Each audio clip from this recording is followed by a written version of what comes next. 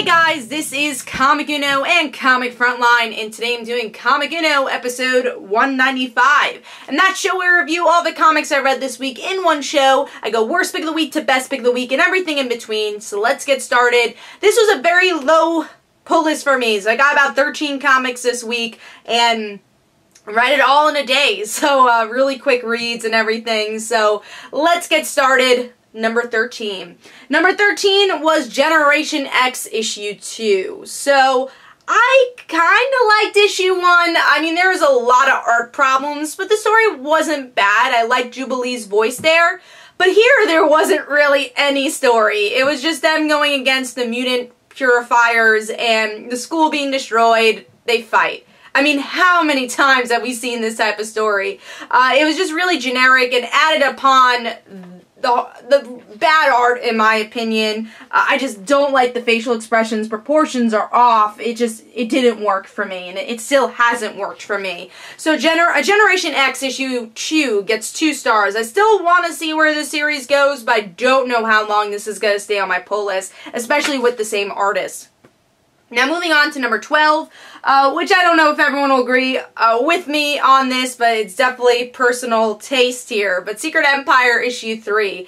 I just feel like this story is not going anywhere very quickly. And I like the Captain America stuff that was like 3 pages, the other Captain America, but it doesn't really progress the story. Even the cliffhanger, usually that progresses the story and shock value. It's just Punisher's part of Hydra. I'm like, alright, got ya. I mean, we all know that there's gonna be some characters related to Captain America. I mean, it's interesting to see why Punisher's doing this, but it wasn't much of a cliffhanger for me. And then everything else is just all setting up the world.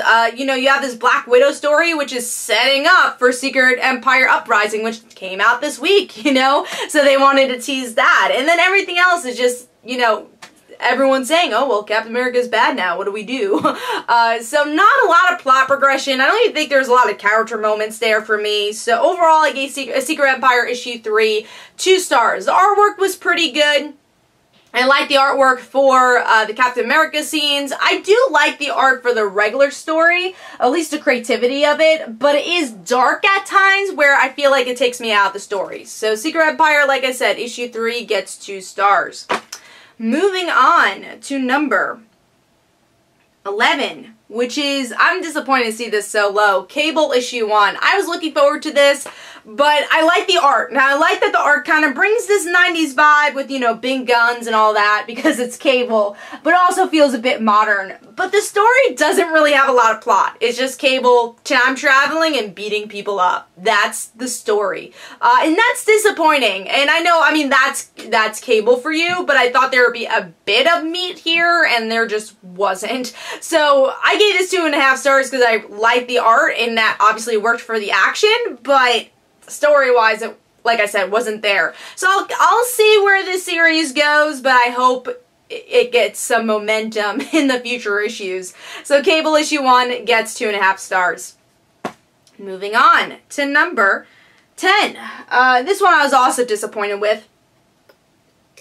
And that was, oh, one of them dropped. Well, I know, okay.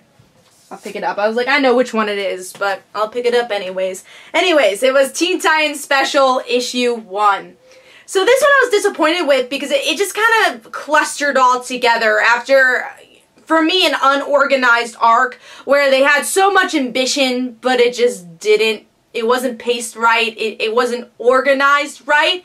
So it just fell through. You know, there could have been so many more emotional beats between Deathstroke and Grant and just these different characters interacting with each other. But it just seemed like they are going with the flow and throwing stuff at you. And you really saw that with this issue. You get Speed Force stuff, just everything being thrown. You get to see Grant and his storyline and meeting up with these crew of people. Just a lot of stuff going on, but at the same time, it doesn't really progress the plot that much, everything that's going on. It's just more of this chaotic action that they're trying to make this a big fine finale, but it just doesn't work because the story was never kind of there. Now, I will say the cliffhangers were pretty good, but that's like the only, you know, last 3 pages. We get to see Deathstroke quit. We see Wally gets fired from Damian, and that makes sense. At least in Damian's eyes, it makes sense in his personality. So now we know why Wally joins Deathstroke. And Wally from Titans has a heart problem, so we get to see that. So I like the cliffhangers for the most part, but I feel like all those separate stories didn't have to come out of this, actually. So yeah, the event itself could have been better. And I didn't love the finale, but I am excited to see what direction it takes the series. So Teen Titans Special Issue 1 gets 2.5 stars. Moving on to number 9, which is Grimm Fairy Tales Issue 6, which I think I'm gonna, well, as you can see, move digitally for this series. I was getting it printed, but yeah, even with Robin Hood, this couldn't be saved. It's weird because we see our main character and she's hanging out with these people, and I'm like, well, who are all these people? It feels like a middle of a story arc, where it's not. This has been like single issue type stories, and it's just, you know, our main character, Sky, teaming up with Robin. And that's it. And it's just kind of a bland story, and it just doesn't have a direction for me. And the artwork's okay. I mean, there's a lot of scenes which is over-sexualized, and I know people are going to say, well, that's Zenescope. But it wasn't for a couple of years. The interior wasn't sexualized as the covers. So it's weird to see them, going back and going back to that. So yeah, Grimm Fairy Tales Issue 6 gets 2.5 stars. I do not know how long I'll stay with this book, but I'm trying, because I have read Grimm Fairy Tales for a little while, and this is the only Zenescope book I'm getting, so I'm trying to stick with it. Alright, moving on to number 8, which is Wonder Woman Issue 1, which we get to see a couple stories here, my favorite being the first, and that is how Wonder Woman met Batman and Superman. So we get to see this tying into the year 1 of Wonder Woman that we saw throughout the DC Rebirth event, which was one of the first story arcs with Nicola Scott's artwork. And I like seeing their personalities, especially a younger Wonder Woman, a more naive Wonder Woman. I thought that was fun. Moving on to the other stories, that's where it kind of gets lackluster. This middle story where we get to see the soldier trying to fight for King Shark, and Wonder Woman's like, yeah, let's hear you out, and that's all that really happens. I didn't love the art style here. It was okay, but the coloring especially didn't do it for me.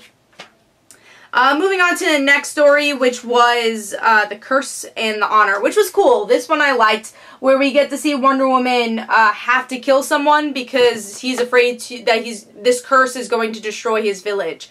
So I thought that was an interesting story in showing Wonder Woman's morals, and also some really beautiful artwork there. So that was a good story too.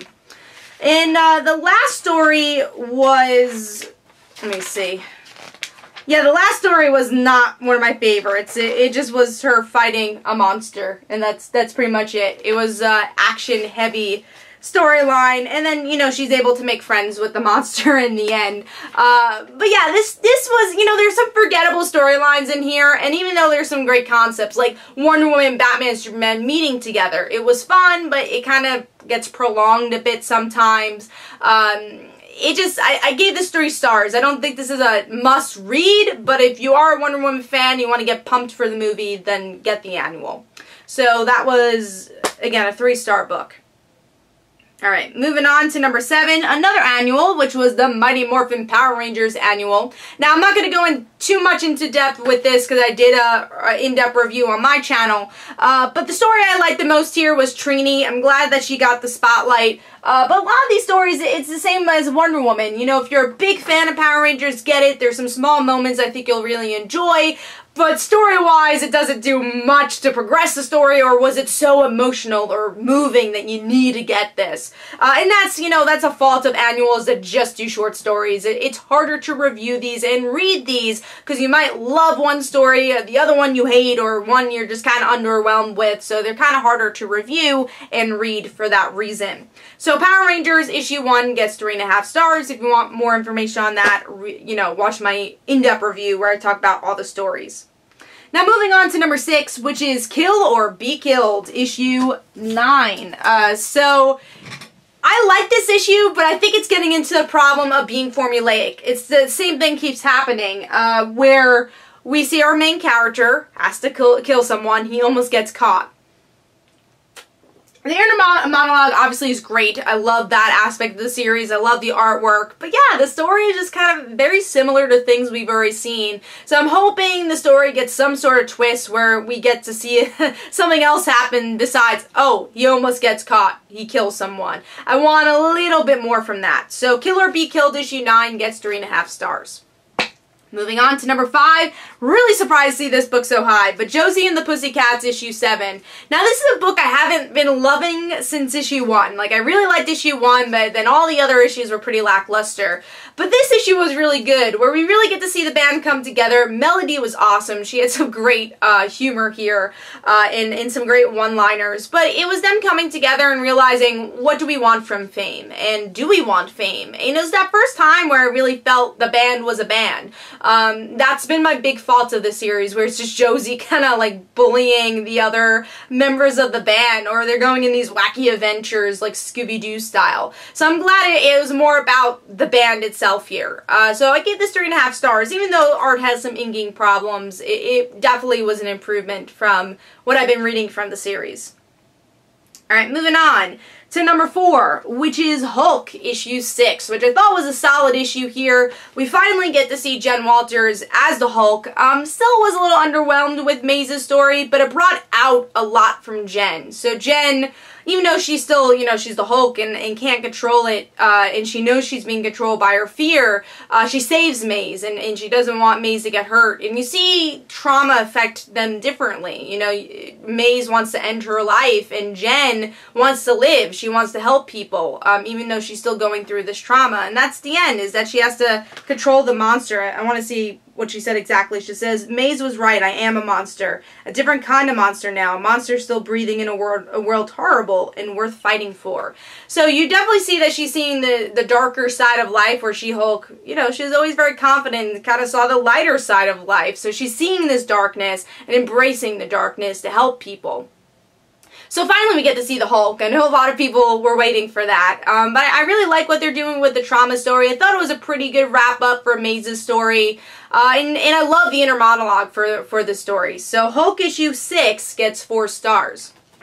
Now moving on to a book that I've read the first omnibus for, and I wasn't really able to read more just because of time-wise. It was hard to catch up. So, my store, if you bought like $10 or more books, and of course I did, you get this book for free because it's only 25 cents, and that was Saga issue 43. So I decided, let me try reading Saga from now on and see if this is a good jumping on point.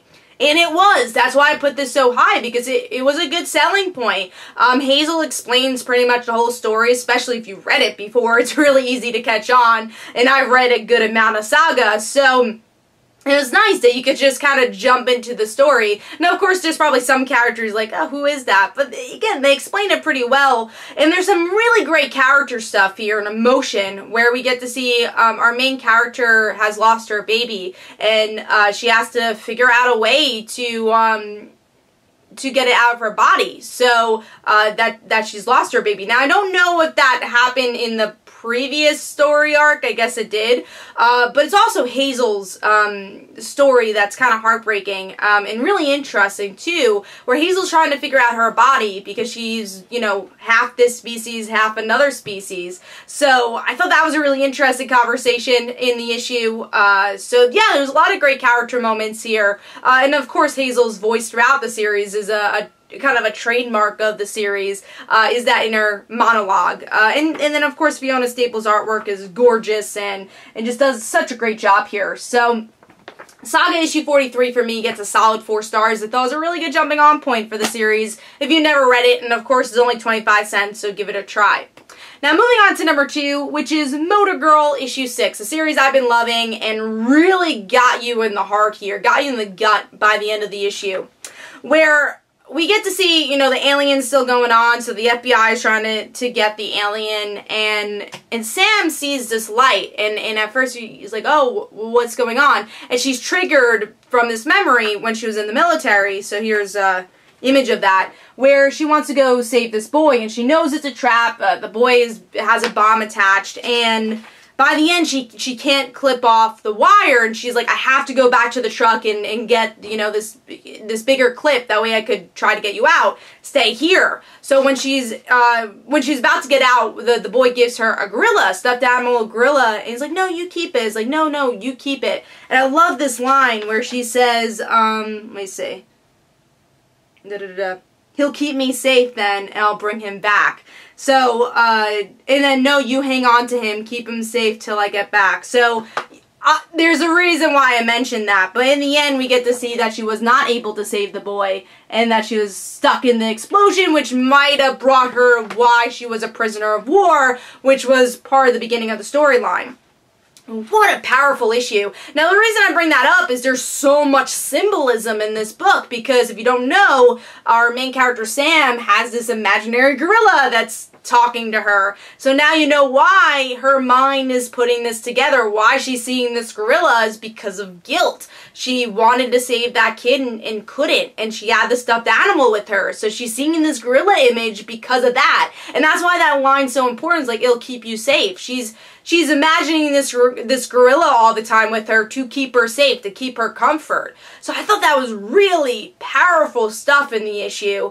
The alien stuff, I kind of wish was connected more. That's my only nitpick. But I think once you read this as a whole, you'll understand the alien hallucination idea and how that's all connected. So I hope we will. And also I thought the issue did a good job. Again, there's this emotional impact by the end, but at the beginning there's some good comedy where we get to see Sam interacting with this person that, you know, she met that saw the aliens, and he's not fully there, and he ends up burying himself into the couch and says, I can't believe there's a grown man in my couch. So there's some good comedy here that kind of levels out the emotion and more drama here. So I enjoyed this issue a lot. I think it's definitely one of their better issues of the series, and I love this series. So Motor Girl issue 6 gets 4.5 stars. Just awesome book that keeps you thinking and very psychological.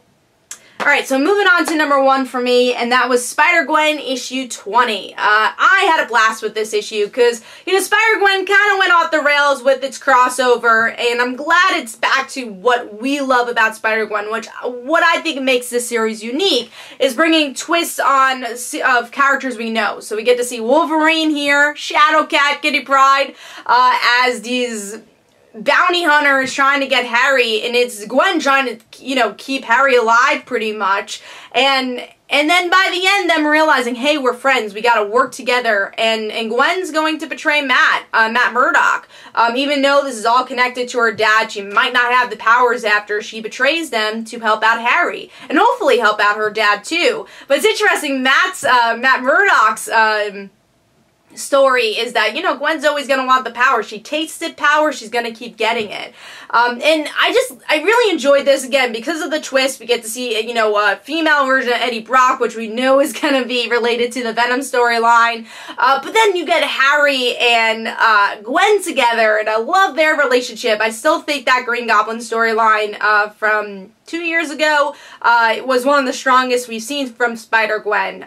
So it was nice to see them back. And yeah, it was just a really fun issue. So Spider-Gwen issue 20 gets 4.5 stars. Hopefully you guys enjoyed. This is Comic Uno. Don't forget to follow me on Twitter. Don't forget to like my Facebook page. In the description below there are links for my comic book, Like Father, Like Daughter. And don't forget to like the Facebook page of Like Father, Like Daughter. Please let me know in the comments below what was your worst pick of the week, what was your best pick of the week, and everything in between. And hopefully you guys enjoyed. Like I said, this was Comic Uno and Comic Frontline. Bye guys.